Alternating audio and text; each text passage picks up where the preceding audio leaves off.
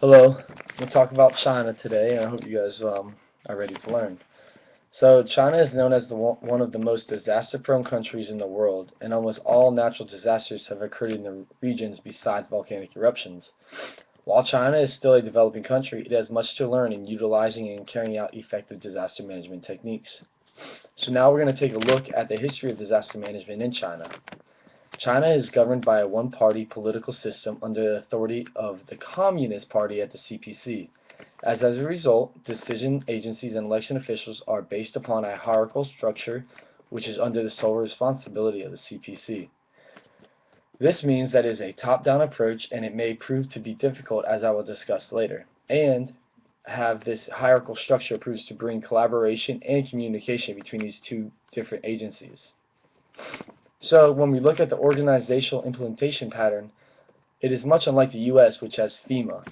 China lacks a central and unified national agency. Instead, the disaster management is separated into 8 different governmental departments.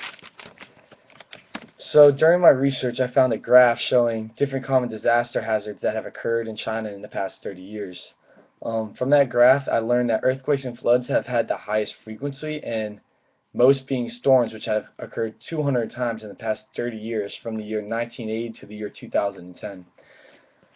Well, okay, so now let's at the participants and contributors of emergency management in China, which is very important.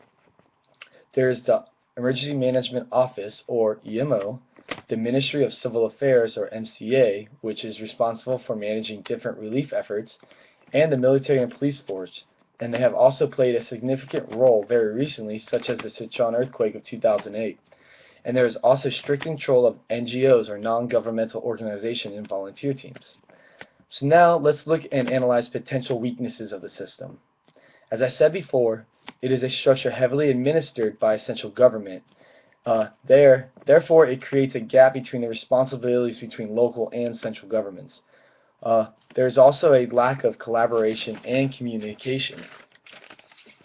And again, the absence of a centralized government has created a multi-level approach to disaster management, which sometimes can be confusing, and also there is a lack of public consciousness and education responding to the disasters.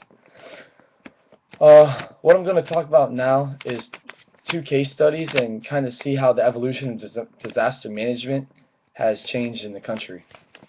I think disaster management really took its toll during the SARS outbreak in 2003. It was heavily criticized internationally for failing to maintain this disaster, and it really exposed the lack of roles and responsibilities between government agencies. As a result, it kept valuable information secret, which it also used the media to downplay disasters, and that also proved to be a thorn in the side of the central government. Also, we see the establishment of the National Emergency Response Plan, also known as NERP, on January 8, 2008, as a result of the poor management of the SARS outbreak. We have a completely different response in 2008 during the Webcam earthquake of 2008. It was heavily praised due to the new disaster management policies that were utilized. It created professional search and rescue teams, the importance of early warning systems, and they really tried to educate the general public for public awareness and potential future disasters. So we see that even though China is transforming and changing and reforming its emergency management system, it has done a lot in the past couple of years to bring it up to date, and a lot will continue to change with the improvements in technology and new awareness to mitigate these different disasters. And that's pretty much it, and I hope you really enjoyed listening to this today, and have a good day.